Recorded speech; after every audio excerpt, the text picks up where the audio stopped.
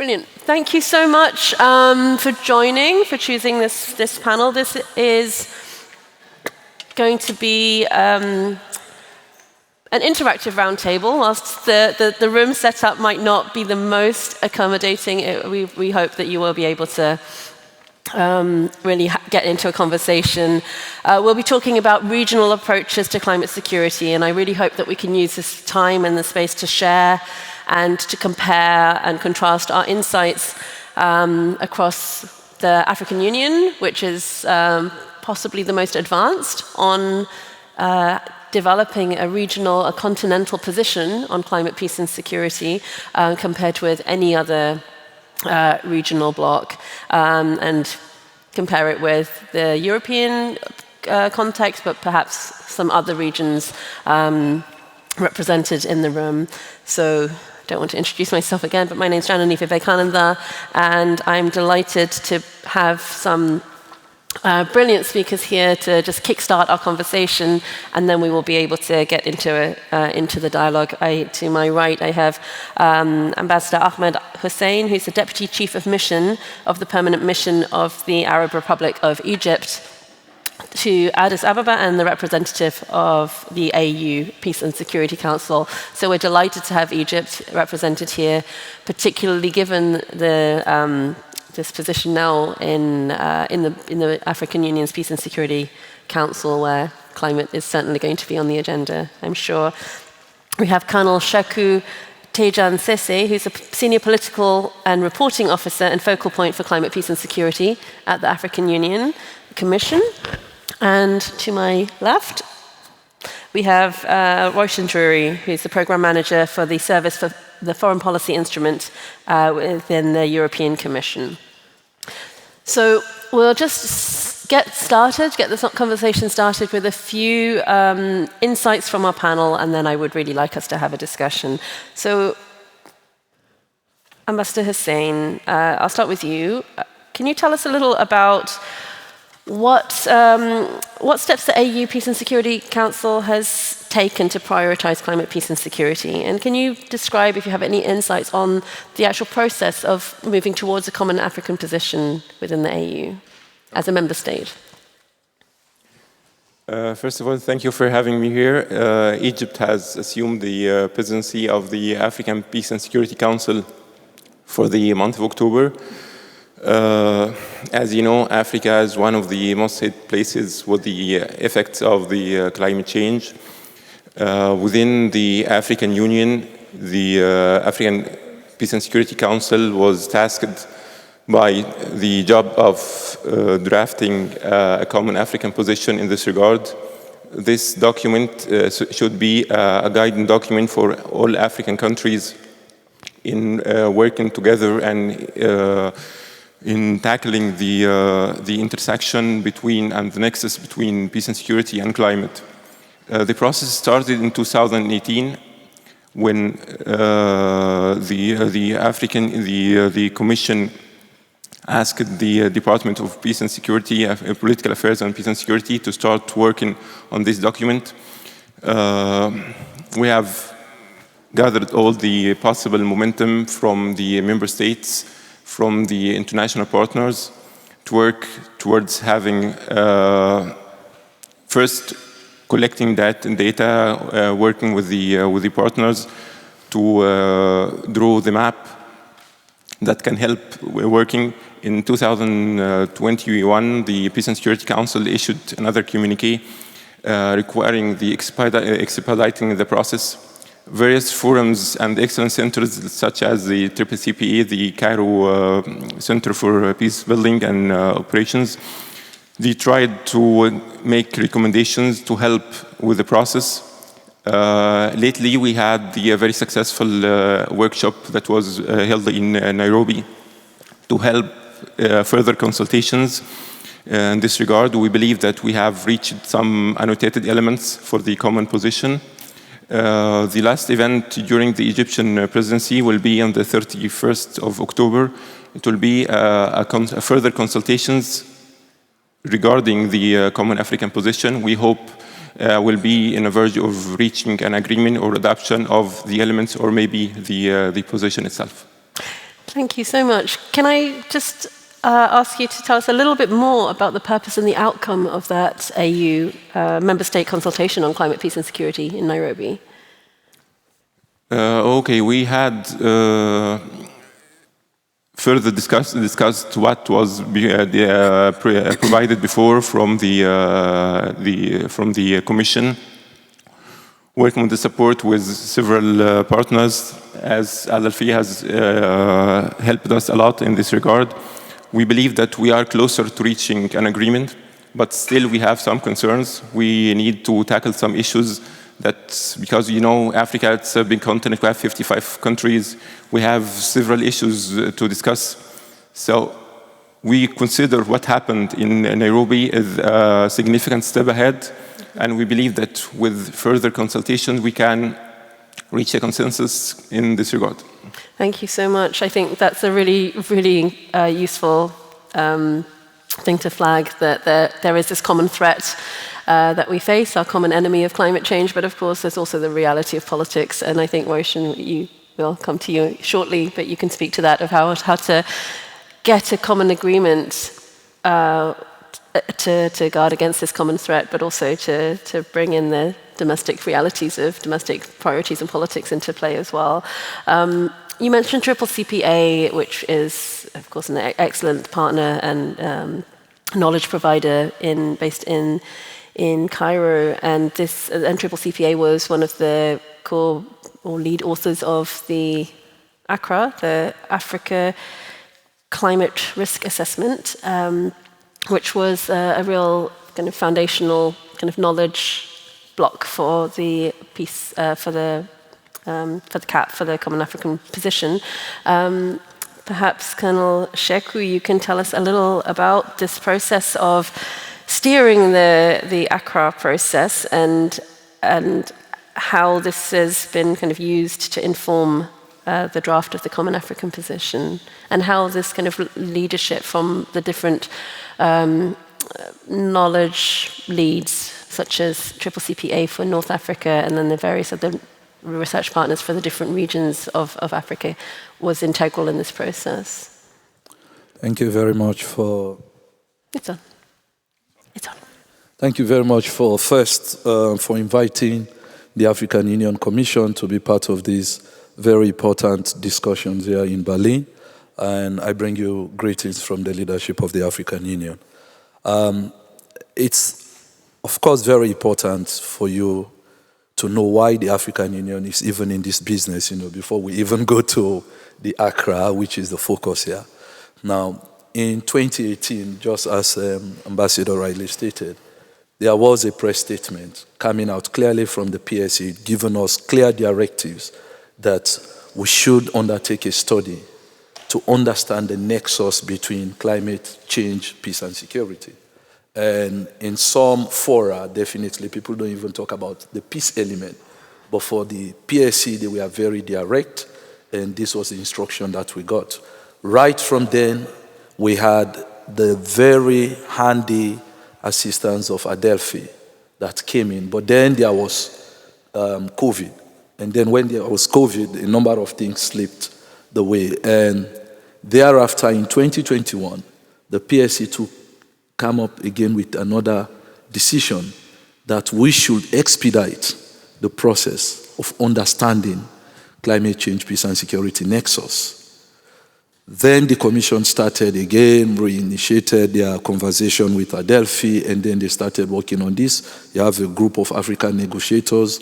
You have other groups, the CCCPA. They all came in because for the PSC, they can't come up with a policy, a continental policy of 55 member states without understanding what the problem is. So they needed data, and the only people again at the Commission will not also have all the expertise. We need partners, we need institutions that can come and assist the African Union to understand and deepen our understanding on the nexus between climate change, peace, and security. So the conversation and the The discussions continue at Delphi and other institutions, the Triple CPA, the group of African negotiators. There is another group called the Biodiversity. They all started working on different information so that, we would be informed as a continental organization to understand what is the nexus. Then it's again in 2022, the PSC came up, but then most importantly, it came now at the level of the Assembly of Heads of State that we should go ahead to come up with the report, and that would be the report of the chairperson. And the report of the chairperson should essentially be informed by the data that we would have collected. And so, but the most important element of the assembly decision, it further taxes us to develop a common African position. And so you see that, it is ambitious because now we are trying to understand based on the information we have, and at the same time to come up with a position, which is a continental position. So in 2024, they reinforced that we have to expedite. February 2024, the Assembly now say we must expedite this process. And so this is where we are. The Accra became the blueprint, the background to what actually we are working on. So the Accra, the African Security, Climate, and Risk Assessment Report today is the background document that is informing what actually we're going to generate to have what we call a common African position. And as the ambassador said, the common African position is ambitious, but then we are getting there because already we have a draft, we have a structure that we agreed on in our last meeting in Nairobi. So just as on my initial point here, just to say that yes, it has been a process that started from 2018 to 2024 today, and we have now enough data that could lead us, hopefully after further consultations, to have a common African position. Brilliant, thank you so much. So 6 years, I guess, as a timeline, won't sound that long for someone that works within the European Union, but that is a very pragmatic timeline. It's not quick. It's not as slow as it could be. But I mean that's it's good to know that these things will take time, and I'm sure that aligning 55 member states behind one position won't surprise you as being quite a challenging and maybe slow process, Ocean. But I heard in this partnerships to get the knowledge process, all this consultation, but then also the politics.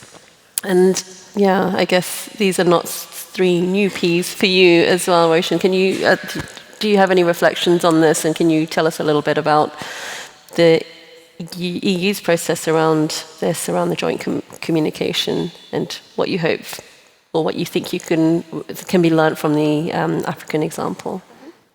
Thanks. Indeed, 6 years. It's all relative, I think, because I think we should measure the time these processes take against the quality of what we actually arrive at, right? And I think when it comes to policy priorities as broad as this, perhaps we're not necessarily looking for one clear definition, because we can chase that for a long time, but a shared understanding of the challenges and how to approach them. So, indeed, the European Union was one of the first to start talking about climate and environment as a risk multiplier, and that was way back when in 2008. So, indeed, Janani, 6 years seems quite quick to us. But I think, and when we talk about climate security, I think it's important to note that for us, we definitely center this in an understanding of a human security approach, and that when we slightly abbreviated to climate security, we are talking about climate, environment, biodiversity, and all that comes between. So from 2008 to last year, when we had arrived at finally the adoption of the joint communication, which is one I particularly like the title, because it is a new outlook on the climate security nexus. And I think it really was a watershed moment for us in terms of consolidating our policy framework. We had many, many documents which spoke about resilience, which spoke about the need for a transboundary approach, which spoke about the need for strengthening regional responses and supporting those both within the European Union and beyond. But I think the joint communication really brought this all together. What we can see from our own process within the European Union is that responses to this require such a broad range of actors, and indeed I think within the Union, within the 27 member states, we have extremely, particularly in recent years due to the increasing amount of extreme weather events and the need for coordinated response between member states, and emergency response coordination mechanisms, I think we have learned a lot. So I can fully relate to the complexities of bringing such an important document to fruition and it reaching adoption. I think for us, even within our broad institutional environment, over 20 services were involved, which is most of the European Commission as well as the External Action Service. And I was very happy to hear the Foreign Minister this morning talk about the Team Europe approach, because there were, of course, extensive consultations with our member states, many of whom have been instrumental in pushing the European Union towards the adoption of such a framework.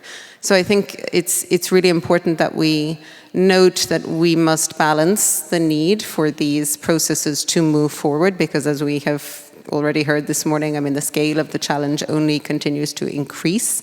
But we must be aware that the need to bring these communities and constituencies together cannot be ignored. And I think for us, one of the main challenges is about bringing communities together to allow them to gain this shared understanding, and then perhaps, working out how that then can be integrated not only into policy and right across the many different policy fields that are needed, but also into our programming and our support of other partnerships, which is one of the key elements of the joint communication that we really insist upon in order for Europe to be part of the collective global effort to address this.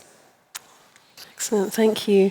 There are a lot of questions I would like to ask you, but this is a roundtable. So I'd like to just open this up and just collect questions from the floor rather than the round. And so, yeah, just pop your hands up. If I could ask Clément and Jakob, if there's two mics here, if you raise your hand, you'll be given a mic. Is there a floating mic? Yeah, okay, there's a floating mic. No. Okay, but do raise your hands if, I think we have mics already. As people think about their questions, I will just use my mic since I've already got the floor. But please do use a moment to think of your questions to this excellent panel. We heard from, leadership is something that you're alluding to, the fact that the minister really, in her keynote, showed her personal commitment to this. Within the AU, it's been possible through the leadership of particular individuals, the commissioner in the Political Affairs and Peace Commission, but also that it had been already elevated as an issue for the PSC, and that's not something that's been possible through the UN Security Council, for example. And we heard from His Excellency Wari earlier in the morning about how IGAD has been able to really champion the larger states that have been supportive of this issue to kind of rally some of the smaller states who may be sitting on the fence. So leadership and having that top cover seems to be critical, and that is very fragile as well, because once that changes, then what do you do? I think IGAD is a very good example of this again, that there was so much progress on this issue under one SRSG who was really able to push this and use a lot of political capital in this. Is there anything that you can speak to in terms of how you've been able to harness the support of leadership institutionally on this topic? Yeah, thank you very much for a very important question here that borders around leadership. The whole process of understanding climate change, peace and security nexus requires leadership. And clearly it has been demonstrated at the level of the Peace and Security Council, but over and above at the level of the Assembly of Heads of State, because it appears that at the national level, there are already programs that have been undertaken by member states. But then to guide the approach, this was why they unanimously directed the Commission, both the PSC and the Assembly, that you have to expedite the process. This is a top priority because they come to realize that the signs are there, and that they, as I said also, they have data in various member states. And so this is very important. But again, leadership also requires collaboration. So we are not doing this all by ourselves, as I had mentioned others, but even with the United Nations office to the African Union, we also coordinate with them. We coordinate with even the Norwegian Institute of International Affairs, NUPI, through their program Training for Peace. The other day also I had a meeting with the committee of experts. The UN has a committee of experts that are trying to understand how far we have come with this common African position. But again, even the African Development Bank also has a program on fragility, which focuses on climate financing. So we've started conversations. So leadership requires that, you need to understand those institutions, organizations that have also identified themselves, with this process of understanding climate, peace, and security, and that nexus. And so, unless we get to a common understanding of the problem, it requires leadership. And this is what the AU actually has demonstrated over this period. But particularly also, you made mention of the Commissioner for Political Affairs, Peace and Security, Ambassador Bankole. Is not, for him, we have to get a common African position. And so we are working very hard towards that. He has the push, and followed by his directors, and making sure that, yes, we don't sit, we continue to work on the document that we have now as a draft, so that in the end, it will be convincing enough to our member states to say, yes, now we are satisfied because of, the various levels of consultations, and they can now own the process themselves, and they will feel that, yes, if we use this approach, Africa would have a common position when it comes to climate, peace, and security. So that is how I see leadership in this case being manifested. So it's a matter of, or it's based on the principle of resilience, and that has been demonstrated so far by the leadership of the AU, the Assembly of Heads of State, and now also by the Commission. So this is how I see leadership. And again, we are also in conversations with various commissions. For example, the Sahel has a commission on climate change. And so with these climate change commissions, we also try to understand exactly their efforts, as well as our regional economic communities, which are very important for us to come up with a position. So you will see that it cuts across from the AU all the way down to the member states, and even to the commissions that are also undertaking this study and trying to have a common policy that could be used for the entire continent. Thank you. Thank you. This link of the institution, the regional institution, down to the member states, I think this is a really important and difficult challenge. How do you have that kind of collective common position when in many member states domestic opinion on the domestic priorities might not align with this vision that we need this position on climate, peace and security? I was talking to, I don't think she's in the room, but the climate envoy for Slovenia, and she was saying how farmers in Slovenia are really furious with the European Union for wasting time and money and resources on climate change, not just climate and security, but even climate change. And this is a country that is very affected by climate change. It's just had, very recently had huge floods, but they're furious with a sort of underline for all of this kind of money that's being put towards climate change. So how do you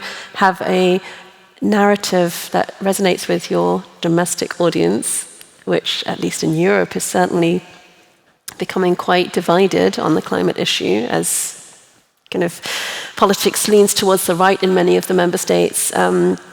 And then there's the kind of common good that some of the regional institutions are promoting. And maybe from your perspective, Ahmed Hussein, as a member state of the African Union, how do you see these kind of some of these challenges? But maybe it's not a challenge in Egypt to reconcile domestic priorities with something like the push that Commissioner Bankole is driving for a common African position on climate, peace and security.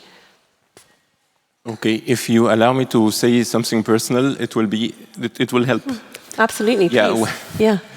I was a curious kid. I used to ask my parents how they first met. So they usually give me the fairy tale response that my father was walking by a street, he saw a beautiful lady looking from her window, he proposed, and they get married. So I wasn't satisfied with this response. So I came back to my grandfather, say, why in Cairo? Why do you meet in Cairo? Because I know they descended from two different cities. One is from Rosetta, that's famous for the Rosetta Stone that deciphered the Egyptian civilization, and one from a small village in Nile Delta. From one side, they were fishermen. So they said that 100 years ago, the sea became less generous as it was. So they have to sell their boats and move to Cairo, looking for other opportunities. While the others, because of the salination of the land, they had to sell, they were growing mangoes. The Egyptian mangoes are very famous. So it was not profitable, they cannot live on it. So they went back to Cairo to find other opportunities. So my parents didn't meet for fate or for love, they met because of the climate change. So it's the awareness of what's happening now. Rosetta is one of the endangered cities that soon, maybe it will disappear because of the rise of the sea level. While the Delta, which is the bread basket for Egypt, is in real danger because of the different aspect of the climate change. So I guess awareness is not far from the population because they face it. I moved to Addis Ababa like 3 months ago. In Egypt, usually we do not have elongated heat waves. Usually it happens in summer. During the last 5 years, it started in April. So temperatures hikes to more than 40 degrees starting April. This was unprecedented. So the people, we have the awareness. So we do not have to explain to them really that we should invest in climate change just to make the future better for our children. Lately, I was with the Peace and Security Council field fact-finding mission to Central African Republic. We met with several civil society organizations. I was astonished by the level of awareness they have concerning climate change. It was a country that faced a civil war, went some tough times, and I was really astonished by the level of awareness that the people have. So I guess the Africans now know the challenge that they are facing, and they are supporting their government just to provide a better future for the kids. Okay, thank you so much. Thank you also for sharing your personal story. So quite a different context. We were talking about narratives yesterday, I think, Roshan and Huri, about how to have political narratives or narratives that resonate with policymakers, but also that relate to people's lived realities. Europe is not in this space where the general kind of Joe Public on the street would have this very clear understanding of how climate affects peace and security. So what would you say are some of the challenges that the EU faces that perhaps the AU doesn't have to fight in terms of those narratives?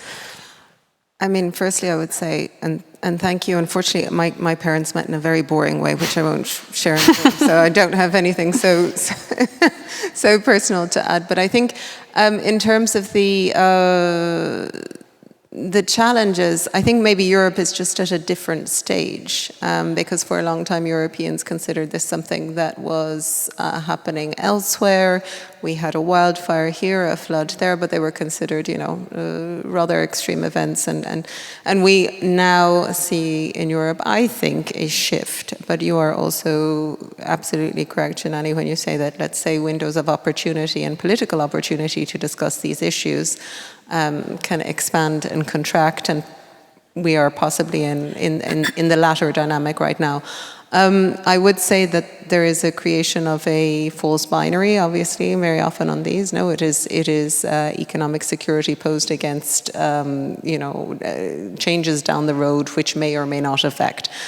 When actually there are ways in which this can be framed in order to make very, very clear that, we talked about the fact earlier, and we heard that it was climate change is the ultimate threat. I work in a team in our service which is called Global and Transregional Threats, which sounds quite doomsday, but there is a reason that climate security sits within that, because it is the ultimate threat. And I think that the narratives that we receive and the narratives that we put forth as Europeans should also understand that when we talk about the internal-external security nexus, that also and primarily refers to climate change. It is true that there is a lot of pushback in Europe and in many parts of the world to look at this. But I think that to come back to our policy objectives from the EU, one of them is around evidence-based data and analysis in order to strengthen our decision-making and foresight. We again mentioned data in earlier sessions, but I think what we really need to do, and one of the biggest challenges in order to make these narratives not only understandable but watertight, and less immune, at least, to instrumentalization, I would say, as political winds may change, is to base them on the incontrovertible evidence of what this is bringing down the road, and that across the board, both within Europe, within Africa, and in other regions. Thank you. No, absolutely.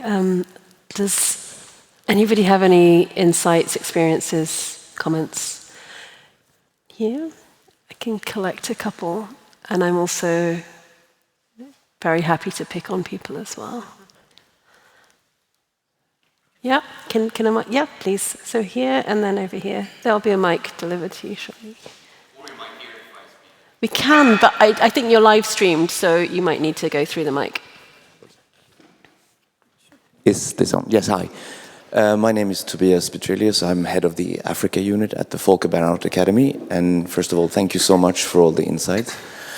I have more of an open question, probably directed to the esteemed Colonel, but you brought us through the process, obviously, of how to draft such a big assessment that you did. And you touched upon the fact that 55 countries need to have a lot of understanding, and that is obviously a big challenge when you sort of collate all the data.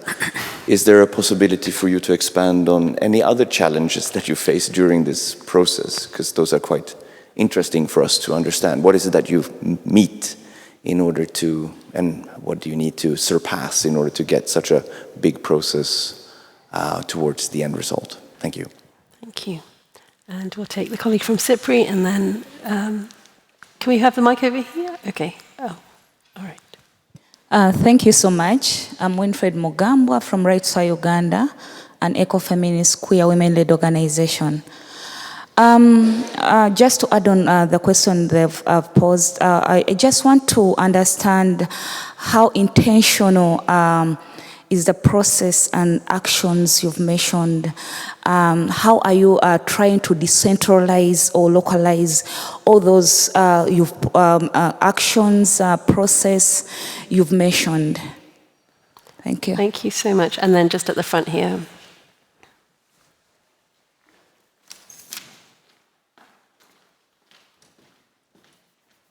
Thank you very much. My name is Katongo Seyuba, and I'm a researcher at CIPRI. My question concerns the inclusion of youth in your ongoing work on climate peace and security within the AU. Do you have any initiatives in the CAP process and more generally where you include youth perspectives? Thank you so much for those questions. I'll just pass it back to the panel. I think most of those are to you, Colonel. Thank you very much, participants, for asking 3 very narrow, focused questions that will require more expansion, and I will not allow my ambassador to answer them. I will answer them myself. Since I work for in the AU, the Commission works for our member states. So as you know, they are actually those that keep us there to continue to work. So to go straight to the additional challenge, of course, there is, as you rightly noted, if you develop a report, and the Accra report looks at 5 regions, and they come up with identify key findings and recommendations. So obviously, you require the regions and the countries to understand what the report is all about. And the report is still very new.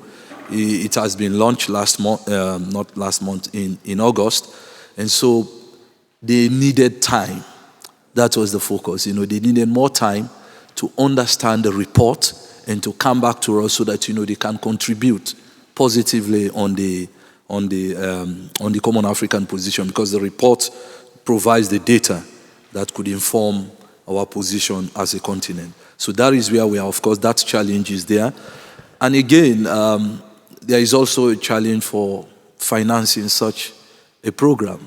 This is not something that, when decisions are taken by the PSC and at the level of heads of state, the Commission has the responsibility now to allocate resources. And as you know, resources are limited. Fortunately, the EU has always been a very good friend of Africa, but it is not by design.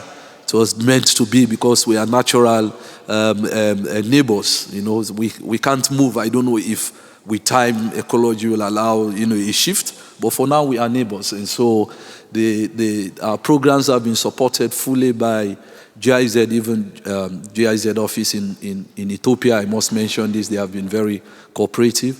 The government of the Republic of Ireland came handy to support us for the consultations, and even the United Kingdom. So you see that it also requires financing this endeavor. And so we have to rely again on our partners to come in and to help us, so we have these challenges. If that is addressed, if I go to the processes and actions and how we decentralize and localize this, as I said earlier, it is not actually the Commission that is sitting in Addis that is coming up with this document. So this document is own. You see that what Adelphi and our partners have done is to have a broad consultation across the 5 regions. And even with we have gone all the way to the level of dealing with the commissions. There are regional commissions like the Sahel Commission, but then the regional economic communities and our member states, all of them have input on this document, and we have various entities. So it will be a locally owned document at the end of the day. So the policy will not be a policy that is crafted just from the conceptualization of the ideas at the strategic level or at the AU Commission level, but it's coming from the people themselves. So in the end, it will have the full buy-in of our member states, and our member states will be represented. And we also have non-governmental organizations like the African Group of Negotiators. These are all people in our various member states that come and actually input and provide data to this work that we are doing. And then, of course, I come to the colleague from CIPRI on the youth perspective. That's a very important issue, and this one has been addressed for now. We have what we call the 15 key messages, and these key messages were even articulated during the COP27 in Cairo, in Sharm el-Sheikh, right? That was precisely in Sharm el-Sheikh in Egypt. So we have included issues of youth, women, and children, because we know that they have direct impact and they are more vulnerable to climate risk. And so, yes, it's well taken care of. And also the Accra report also identified that as a key issue that, must be addressed in our common African position. So that's what I can say at this point. I don't know if there is anything that is not clear then. I'm open to clarify further. Thank you. Thank you. No? I'm going to just add a follow-up question to that. So you mentioned, Colonel Sheku, that the Accra integrated this, and I also know that it has methodologically this intersectional approach of looking at age and gender and LGBTQ issues, all sorts of marginalized identities and grounds for marginalization are integrated into the risk analysis process. And is this something that is also has been possible through the EU's process of getting to the joint communication? I would say that when we talk about human security in terms of how we understand it in our EU policy objectives, it is with a very clear understanding of the fact that human security cannot be understood without any kind of analysis and then implementation and addressing the differentiated needs of particularly vulnerable groups. So that across the board, I would say. And in the implementation of the joint communication, it's no different. Mm-hmm. And so absolutely the Women, Peace and Security agenda and the inclusion of youth, particularly on all things climate, for very obvious reasons. Mm-hmm. I mean, I think we only need to look at the climate champions around the world to understand that there is a certain demographic who will be most immediately concerned by these issues. And so, I mean, you mentioned leadership, Janani. I think leadership, we very often understand it as the high-level political leadership, which is absolutely needed to move these processes forward. But as the Colonel mentioned, I mean, I think the EU's partnerships, the long-standing partnership that we have with the African Union, as well as with the African RECs and many other regional partners and national across the world, I think those are ones that can actually bring new leaders to the fore and new climate champions. I mean, in terms of our commitments and how this plays out in real terms, our current, the current main instrument that the EU has, Global Europe, for external financing, I mean, we have a very clear commitment that at least 30% of this will be dedicated to climate actions. And that does not preclude, and indeed should be accompanied by mainstreaming into all of our other funding streams and support. And so, I mean, if I think about the EU support to the African peace and security architecture, I think that's definitely something that once the position has been finalized, we can discuss in our further exchanges with the AU, and there are multiple opportunities to increase the mainstreaming and the integration of climate-sensitive approaches into peace and security, and then also vice versa. I think for us, one of the objectives is going to be ensuring that our support to kind of policy coherence. I mean, again, this morning, integrated policy was mentioned several times. I think it's clear that we need to be spending a lot more time on this. It's an incredible challenge, but if we really want to make good on our commitments at all of these levels, this is something that we need to do, and also to ensure that it is inclusive of all of these groups. Thank you. Any more thoughts, questions, insights from the floor?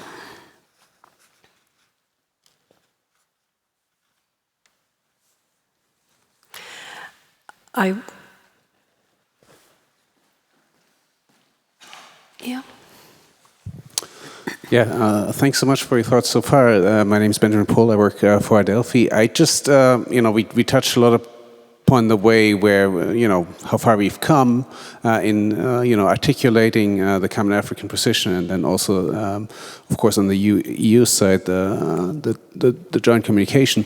What I was wondering is kind of in terms of specific policy outputs, looking to the future, what are you hoping for? What are you hoping that these processes, that these documents will trigger, at what levels. We talked about member states, we talked about sort of the subcontinental, the regional organizations at the AU, and then perhaps also at sort of in terms of collaborating across regions. What's the potential for the AU and the EU as sort of the two leaders globally in terms of regional organizations on climate, peace, and security to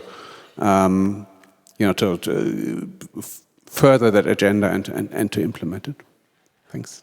Thank you. I think that's a big question, so let's pass that back to the panel. Yeah. Maybe, who would like to start? Yeah, maybe Colonel Shaku, you'd like to start. Thank you very much. Very important, that we know how it will, a document signed by, a document that is owned by 55 member states must be felt, because clearly from the directive of the Peace and Security Council and the Assembly of Heads of State, they said we must develop the document in consultation with our member states. And so because they know the challenge that it would have, imagine we sit at the Commission level, they give us this directive and we had developed something and we take it to the PSC will find it difficult to adopt it. And again, it's clear, the February 2024 directives of the Assembly of Heads of State, the decision was it must be adopted by the PSC. And so that is why we continue to consult them. At the first consultation, they still want to understand it more. And it's it's just the reality that they need to understand it to be able to own it. Now, that is very important for us, and as well as for the 55 member states. It's an organization, its decisions must be based on consensus. Now, beyond that, how do we sell this document to our regional economic communities as well as to our counterparts, the EU, and even to the United Nations? It requires also the level of collaboration, and this is what is happening. We have council to council. The PSC is meeting this month with the UN Security Council, and they will have these conversations. And they will understand clearly the way the AU is approaching the issue of climate, peace, and security. Already, we have developed 15 key messages and agreed upon, and these are the key issues that are informed by data, by what the Accra report has identified. So these form the 15 key messages. And so that is one. Another form of collaboration also is at the level of the commissioner, the commission itself with the European Union. They engage. The two councils have met, I think, twice, as much as I know. And so they also collaborate at that level. Then for us, the whole document will have the buy-in of our RECs, because the regional economic communities are the pillars of the African Union.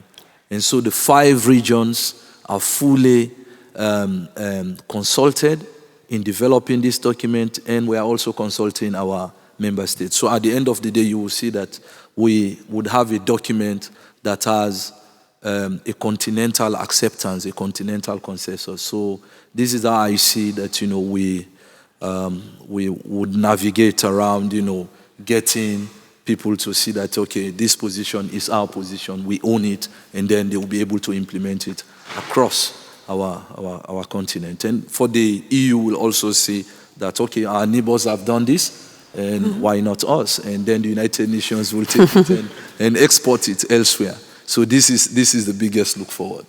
Brilliant. That's the hope. And do you have anything to add? Would you like to add anything?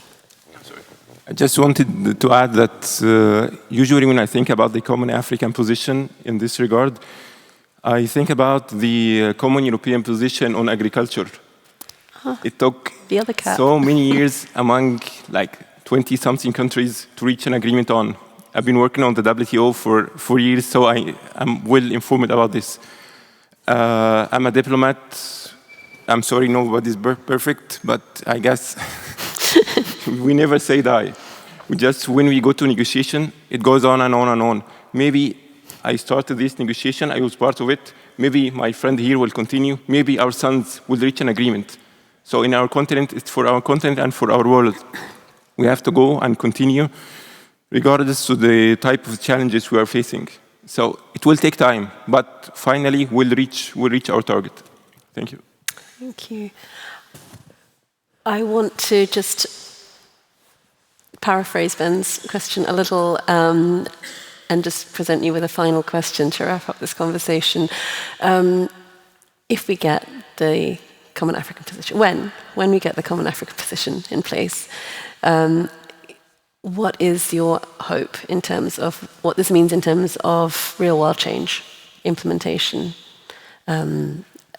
Maybe speaking as a member state, as the African Union, and then Roshan from your side, as both the European Union, but also maybe as a donor that can use this to identify priorities and spaces for financing. Who would like to start? Maybe Ambassador, we start with you. Okay, well, since you're always the one to start, thank you. Thank you very much. Well, once we have a document that we refer to as the Common African Position adopted by the PSC, at the level of the AU Commission, it means that we have a continental framework to address issues of climate change, peace and security. And so what that means is the African approach will be unified. We'll have a unified front, we'll have a common practice, and we would have a system in place that will address present and future challenges on climate, peace and security. That's what I could say. Okay, thank you. What I just can add is that the Common African Position will help us to leverage our priorities on the global stand in the COP dynamics. It's our position that, our vision that once we have this document, it will allow us to upgrade our engagement in the global talks, just to reflect the priorities that we are on the table, that we already have our red lines, and we can engage positively in this regard. Thank you. And over to you, Roshan. I mean, I think I certainly won't enter into our common agricultural policy. That's a conversation for another day. But I think from our side, we have learned a lot from the development of our own joint communication. I think we are still learning, and I think we can learn a lot from our partners. So for us, this provides us with a real opportunity. Once the position is adopted, I think we can look, as I mentioned, to integrate it into all of those long-standing partnerships that the European Union has. And I think in terms of mainstreaming into other policy fields, it's going to be very interesting. As you mentioned, I mean, also our PSC will meet with the AU PSC in a couple of weeks, and so, you know, those are always opportunities to discuss how to integrate climate and security better into those conversations. With regard to other regions, I think the EU and the AU having already a shared understanding and a mandate at regional level allows for those processes to also develop or be further developed in other regions, because it's not that they are not there, they are perhaps at different levels of development. I think we can certainly look at how to better mutually support, because I think the concept note for this session mentioned regional legitimacy, and for me that's absolutely key, because global processes can move the agenda forward, but I think it is at regional level that we really have the legitimacy, and also we can address the specific challenges which are global, but also then we need to very much look at how to apply them at regional and national levels. So for us, it's just opportunities, I think, for better integration of this. Thank you so much. No, I think that's a really important point to end on, that there's so much discourse, maybe push back on, that's a strong way of framing it, but the way climate security is framed and has been pushed or promoted has been seen as a kind of Western European and others-led agenda, and to then have a common African position from and really spearheaded through the 55 member states of perhaps the most affected region in the world, will really flip that and create that legitimacy. And I think it's not just about the framework for being able to identify the very specific priorities, but also that broader political legitimacy that the CAP will give the topic. I think that's really, really important. So thank you so much for your time and for your really insightful inputs. I think we've learned a lot about the process and know what to expect, and also what the purpose and the value of this is. For those of you that are intrigued and want to know more about the ACRA, there are flyers with a QR code outside, also here in the hands of my colleagues, and there's a table outside in the foyer, and there's a QR code and you can download the reports, but otherwise find my colleagues over here. But before you do that, let me ask you to join me in a round of applause to the excellent panel. Thank you so much.